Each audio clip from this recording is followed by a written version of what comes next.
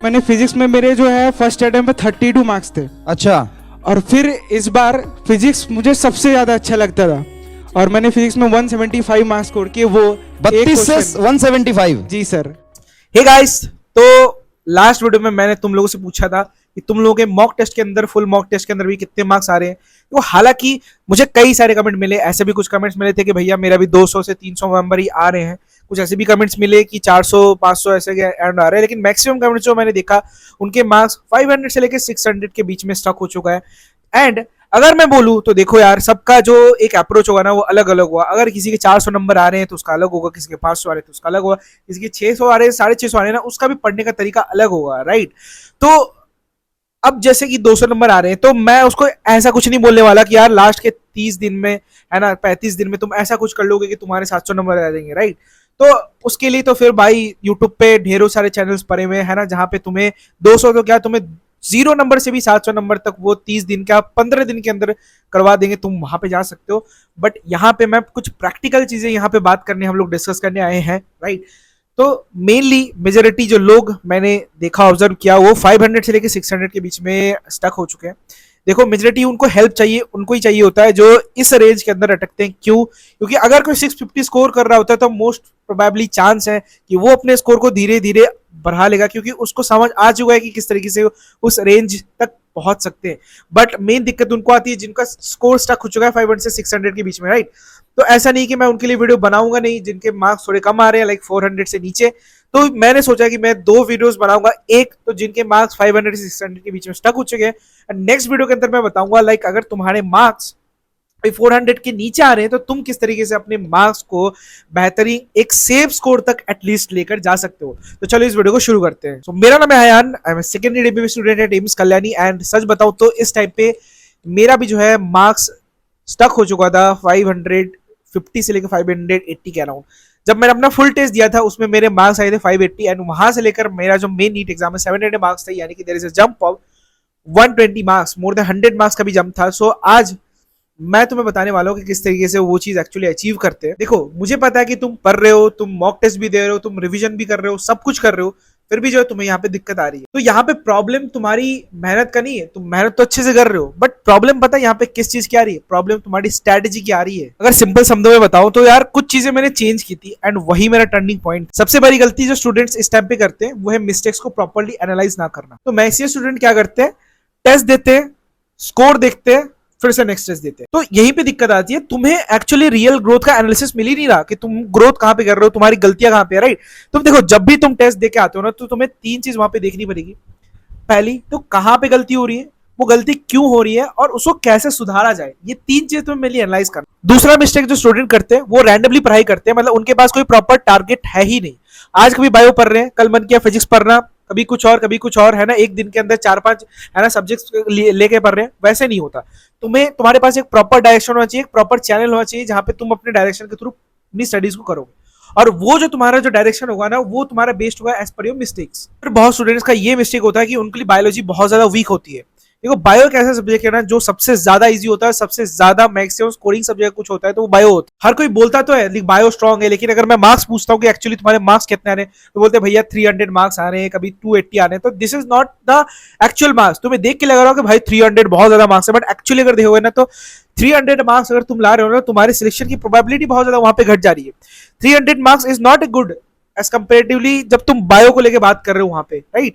तो तुम्हें टारगेट करना है कि यार किसी भी हालत में मुझे 340 प्लस तो बायो के अंदर लाना ही है, राइट। इसके लिए तुम्हें क्या करनी पड़ेगी, जैसे मैंने बायो वाले वीडियो में भी बताया था, उसको कैसे करना है कि बायो की एनसीईआरटी को अच्छे से पढ़ना है, जो भी मिस्टेक्स वगैरह है उसको एनालाइज करना है, एंड ज्यादा से ज्यादा पीवाई को सॉल्व करना। चौथा मिस्टेक, मिस्टेक्स को फिर से रिपीट करना। जैसे मैंने बहुत स्टूडेंट्स को देखा है, वो लोग टेस्ट में क्वेश्चन आता है, वो लोग गलत कर देते हैं, ठीक है। उसमें कोई दिक्कत की बात नहीं है, मैं बोलता हूं कि उसमें कोई दिक्कत नहीं। अगर कोई क्वेश्चन गलत हो रहा है, फर्स्ट टाइम गलत हो रहा है, तो उसमें तुम्हारी कोई गलती नहीं है, बट एटलीस्ट तुम्हें वहां पे सीखना चाहिए कि ये क्वेश्चन गलत क्यों हुआ। क्यों? देखो सारी चीजें तुम्हारे जो है तुम्हारे पास, अगर तुम्हारे पास कुछ भी है, तुम्हारे पास फिजिक्स का नोट्स वगैरह है, तो सारी चीजें वहां पे तुम्हारे पास दी हुई है, ठीक है। उस नोट्स में लिखा हुआ है कि तुम्हारे पास ये फॉर्मूला है, बट दिक्कत कहां पे आ रही है पता है? तुम उस चीज को एनालाइज नहीं कर रहे, तुम अपनी गलती को सुधार नहीं रहे।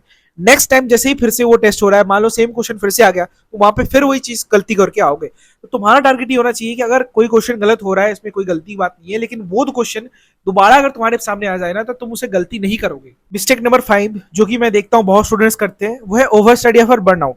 कुछ स्टूडेंट सोचते हैं कि इस टाइम पे जितना ज्यादा से ज्यादा पढ़ूंगा उतना ज्यादा बेनिफिशियल होगा। मैं अगर 12 घंटे पढ़ूंगा, 14 घंटे पढ़ूंगा, 16 घंटे पढ़ूंगा तो मेरे लिए ज्यादा बेनिफिशियल होगा।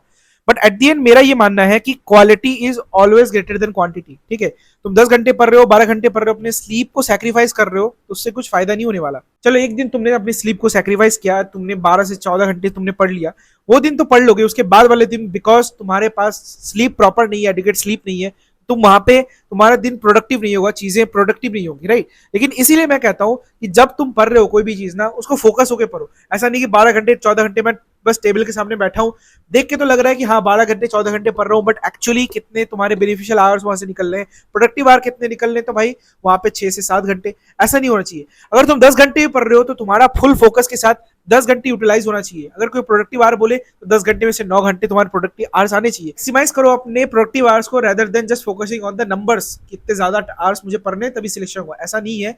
अगर तुम 6 से 7 घंटे पढ़ रहे हो, फोकस होकर पढ़ रहे हो, तब भी तुम्हारा सिलेक्शन अच्छे से हो सकती है। यहाँ तक तो मैंने वो सारी चीजें बताई जो कि एक्चुअली तुम मिस्टेक्स कर रहे हो। अब मैं तुम्हें डिस्कस करता हूँ कि एक्चुअली सॉल्यूशन क्या होना चाहिए। सबसे पहली चीज तो अभी ना रेगुलरली मॉक टेस्ट देना स्टार्ट कर दो।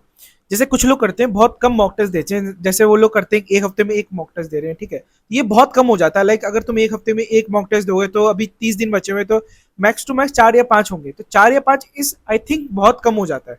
अब कुछ लोग ये भी गलती करते हैं कि वो लोग डेली मॉक टेस्ट देते हैं। अगर देखो, अगर तुम्हारा लग रहा है कि तुम्हारा रिवीजन अच्छे से हो चुका है तो तुम दे सकते हो, बट अगर तुम वहां पे सिर्फ टेस्ट दिए जा रहे हो, तुम रिवीजन का कोई स्कोप नहीं रख रहे, तो फिर तुम्हारा मार्क्स नहीं बढ़ने वाला। अगर ऐसा तुम सोच रहे हो कि बहुत ज्यादा मॉक टेस्ट दे दूंगा तो मार्क्स ऑटोमेटिकली भरेंगे, तो ऐसा नहीं होता। मॉक टेस्ट देना जितना ज्यादा इंपॉर्टेंट होता है, उससे भी ज्यादा इंपॉर्टेंट होता है मॉक टेस्ट का एनालिसिस करना। इसीलिए मेरा सेशन ये रहेगा कि तुम अभी अल्टरनेट डे पे मॉक टेस्ट दो। पहले दिन पे तुम अपना मॉक टेस्ट दे लो, उसके बाद वाले दिन तुम क्या कर एनालाइज करो और उसके बाद अकॉर्डिंगली तुम रिवाइज। फॉर एग्जांपल तुमने देखा कि तुमने फिजिक्स के अंदर तुम्हारे कुछ चैप्टर्स वीक रह गए, जैसे रोटेशन वाला चैप्टर, तो जैसे तुमने टेस्ट दिया, तुम्हें ये पता चला, तुम उसके बाद वाले दिन रोटेशन चैप्टर को अच्छे से रिवाइज कर लो। सो दैट क्या होगा कि तुम नेक्स्ट टाइम जब फिर से वो रोटेशन वाले चैप्टर से कुछ क्वेश्चन आएंगे तुम्हारे नेक्स्ट टेस्ट में, तुम उसे सही करोगे तो तुम्हारे मार्क्स ऑटोमेटिकली इंक्रीज हो जाएंगे। दूसरी चीज रिवीजन को लेकर है। रिवीजन देखो, अभी हमारे पास लिमिटेड टाइम है, ऐसा बिल्कुल भी मत सोचना कि 79 चैप्टर्स को फिर से तुम दोबारा सारा कुछ रिवाइज कर पाओगे। देखो, तुम्हारे पास ये चीज तुम्हें सेग्रीगेट करना होगा। तुम्हारे पास कुछ चैप्टर्स ऐसे होंगे जो कि तुम्हारे स्ट्रांग होंगे, जो और कुछ चैप्टर ऐसे होंगे जो कि तुम्हारे या तो थोड़ा बहुत स्ट्रांग है और बाकी वीक है, या फिर पूरा ही वीक है, ठीक है। तो मैं ऐसे चैप्टर को सेग्रीगेट करने में 2 पार्ट में सेग्रीगेट करो, जिसमें तुम्हें फुल कॉन्फिडेंस है कि ये चैप्टर में से कोई भी क्वेश्चन आएगा तो मैं कर लूंगा, ठीक। कुछ भी हो सकता है, वो लिविंग वर्ल्ड हो सकता है, यूनिट एंड डायमेंशन हो सकता है, ठीक है, मोल कंसेप्ट हो सकता है। कुछ चैप्टर्स ऐसे होंगे, ठीक है, जैसे केमिस्ट्री के अंदर तुम्हारा इक्विलिब्रियम हो गया, रोटेशन हो गया, रे ऑप्टिक्स हो गया, ठीक है, फिर तुम्हारा बायो के अंदर मॉलिक्यूलर हो गया, प्रिंसिपल हो गया। इन सभी चैप्टर हो सकता है तुम्हारे में से, हो सकता है इसमें से कुछ टॉपिक्स तुम्हारे स्ट्रांग हो और कुछ टॉपिक ऐसे हो जो वीक हो। तो तुम्हें क्या करना है, तुम्हें इस टॉपिक्स को मार्जिनलाइज कर लेना है कि कौन से वीक है, कौन से स्ट्रांग है, ठीक है। उसके अकॉर्डिंग तुम्हें रिवीजन करना है, एक टारगेटेड होना चाहिए। तुम्हें अपने दिन में जो रिवीजन होगा, मेनली फोकस तुम्हें उन पे करना होगा जो तुम्हें नहीं आती। देखो, जो तुम्हें आती है, जो जिससे तुम्हारे ऑलरेडी क्वेश्चंस हो जा रहे हैं मॉक टेस्ट में, अगर वहां से मोस्ट प्रोबेबली चांस है कि फिर से उसमें टेस्ट में क्वेश्चन आया तो तुम उसे सही कर ही दोगे, राइट। लेकिन अगर कोई क्वेश्चन तुमसे एकदम ही नहीं बन पा रहा, तो 100% चांस है कि नेक्स्ट टेस्ट में भी अगर तुम उसे बिना पढ़ के जाते हो तो वहां से फिर क्वेश्चन गलत करोगे। तो ट्राई ये करना है कि जो चीज हमसे नहीं हो पा रहा है उस पर हमें ज्यादा टाइम देना है। चीज, बायो को सबसे ज्यादा फिक्स करो, क्योंकि मैं फिर से कह रहा हूँ, bio is one of the subject जो कि सबसे ज्यादा ईजी होता है और सबसे ज्यादा कम टाइम भी लेता है। तो बायो को जिस तरीके से मैंने बोला है आपको पढ़ने के लिए, एनसीईआरटी को अच्छे से पढ़ो, लाइन बाय लाइन पढ़ो, जितने भी डायग्राम्स है, जितने भी सारे फिगर्स, टेबल जो भी आपके दिए हुए एनसीईआरटी को, उसको अच्छे से फॉलो करो। पीवाईक्यूज को अच्छे से देख लो, पीवाईक्यूज को अच्छे से प्रैक्टिस करो। हर साल कहीं ना कहीं जो आपके पीवाईक्यूज रिपीट होते हैं, और ट्राई करना कि जितनी ज्यादा से ज्यादा assertion reason statement based question कर सकोगे, उतना ज्यादा आदत होगा, उतनी जल्दी आप पेपर का अटेम्प्ट कर पाओगे। अगर मान लो बायो का पेपर लेंथी आता भी है तो उसे तुम इजीली क्रैक कर लो। लास्ट में, consistency is important than anything else. Like कुछ भी कर रहे हो, तुम्हारा सबसे इंपॉर्टेंट चीज क्या होनी है, कंसिस्टेंसी होनी चाहिए। तुम इस वीडियो को देख रहे हो, तुम्हारे दिमाग में अभी आ रहा है कि हाँ भैया ने ये बोला, ये कुछ करने को बोला, मैं इसे नेक्स्ट दिन से करूंगा। हो सकता है तुम कल अच्छे से करो, है ना, 10 घंटे 12 घंटे पढ़ लो, उसके नेक्स्ट दिन और अच्छे से पढ़ लो, उसके बाद वाले दिन सब खत्म, 2 घंटे भी नहीं पढ़े। ऐसा मत करना भाई।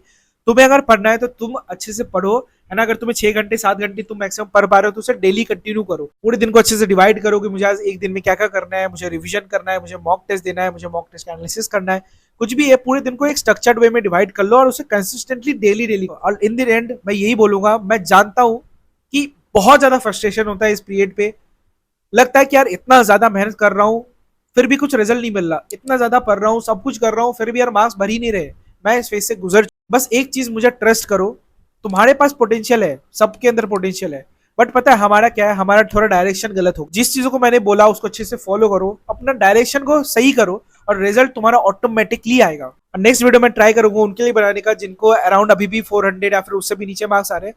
मैं ट्राई करूंगा कुछ ऐसी चीजें वहां पे बताने का जिससे कि उनको एक अच्छा मार्जिन में मार्क्स मिल जाए, जिनसे उनका सिलेक्शन सिक्योर हो जाए। राइट, तो चैनल को जरूर सब्सक्राइब कर लेना। और अगर कुछ भी प्रॉब्लम होता है, कुछ भी डाउट आता है तो मुझे कमेंट सेक्शन में लिखो, मैं हर एक कमेंट पढ़ता हूँ एंड तुम्हारे उस टॉपिक के रिलेटेड मैं वीडियो जरूर बनाऊंगा।